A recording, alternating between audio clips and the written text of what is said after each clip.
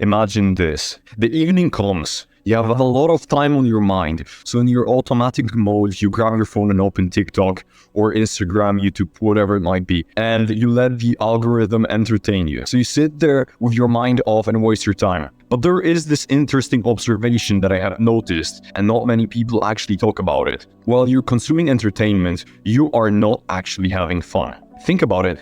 Subconsciously, you kind of want to stop and do something else, but you don't have the willpower. How fun even are these videos online? Are you actually happy while watching these funny videos, meme compilations and so on? Are you actually having fun? Are you actually laughing? Or is your best reaction a simple, like a symbol of being actually a little bit entertained? But for some reason you keep watching these videos and you might think to yourself while wanting to stop, okay, this video only lasts 10 minutes. After that, I'm done. Then you watch another. Okay. Once the clock on my phone reaches 30, then I stop. Then I pause the video and I quit. Or you even slide the bar so it's 5 more minutes till the end of this random compilation of stupid videos, and then you promise yourself, yeah, that's gonna be the last video. Then you watch another. Have you ever wondered why this one part of your brain wants you to stop doing it? Why there is this inner subconscious desire to stop what you're doing? Maybe because it's not actually something enjoyable. You finally muster up the willpower because it's already getting late and you need to do these things that you were supposed to do. So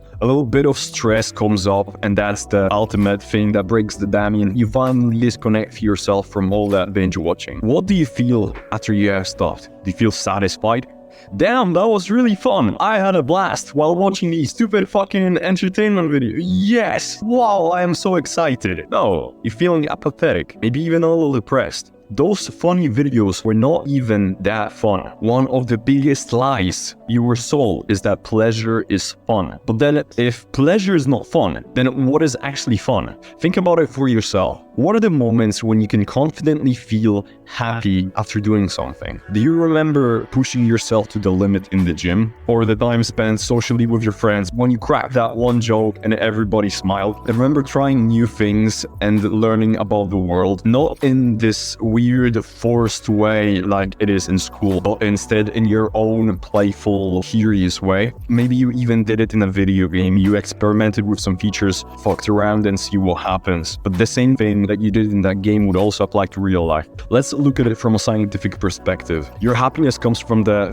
feel-good hormones, such as dopamine, serotonin, endorphins, maybe even testosterone, which has the effect of making you want to do and even enjoy difficult things. So let's look at dopamine as an example. Dopamine is the hormone of motivation, of you wanting to do a certain thing, whatever it might be. You continue eating a meal because your brain releases dopamine after you taste the food, so you're motivated to continue eating. That dopamine release is essentially what gets you to do things. But the same thing happens when you scroll for content. Your brain releases more dopamine and you are biologically wired to continue doing an act when dopamine gets released, whatever the act might be. This is why it's difficult to stop binge watching and stop procrastinating. But what is important is that dopamine is a limited resource. Think of it as a mana bar when you play video games. When you use it up throughout the day by just doing anything, any task, and it gets replenished passively, especially when you're sleeping. So when you waste time on things that are pleasurable, you're just using up your mana, and of course, then you don't have enough to cast the stronger spells, like forcing yourself to do something else until stress comes on because you realize you've wasted so much time. Then you use a different hormone, which is cortisol, to break the cycle, essentially. Another key thing is that your brain will always seek that one thing that releases the most dopamine. Now, this is the killer. This is the most important thing to take away from this video. Your brain chooses the path of least resistance when it comes to doing tasks.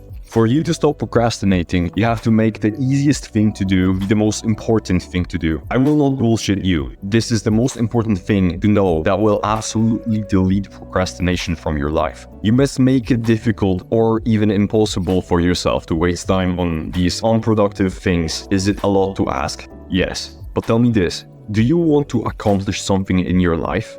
Because the path of being a nobody, a loser, awaits you if you keep procrastinating. I promise you that. There is no 50-50. If you do not believe me, see for yourself. But that hasn't worked for you, has it? You can try self-improvement in this half-assed way, where you keep the bad habits and you just try to focus only on the good ones without breaking the cycle of the previous ones that keep ruining that dopamine, keep depleting that mana bar of yours. That hasn't worked for you, has it? To stop procrastinating, you have to cut away all the useless bullshit you've been doing and change yourself on a fundamental level. I promise you to give you all the tools necessary to become the version of yourself you wouldn't believe is possible. Now, does that mean you cannot play video games for hours with your friends anymore? Yes. Will nobody understand you? Of course. People will even make fun of you if you keep bringing this up, that you refuse to partake in pleasure. But over time, they will see the person you have become. There are communities of people who want to change their lives just like you. And once I develop this channel, I will create a Discord server where you will be able to chat with like-minded people and share your progress and life stories. You're not alone in this.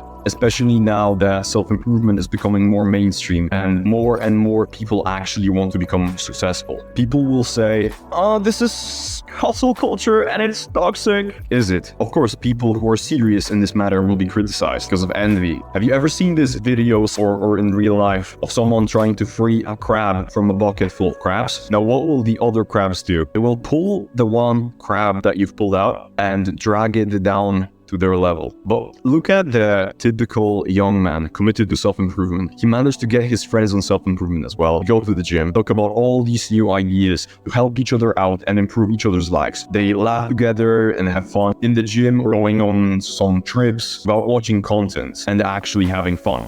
Is it really toxic? Is wanting to eventually make the money so your parents don't have to work anymore when they get eventually old, is that toxic? Is it toxic to sacrifice some pleasure now to later reap benefits of having a better, more successful and fulfilling lives, which so many young people, especially today, lack? They lack that sense of fulfillment and they wonder why. Is that toxic? If you're not convinced, challenge yourself. Do not use entertainment online for just 2 days. No video games, no social media.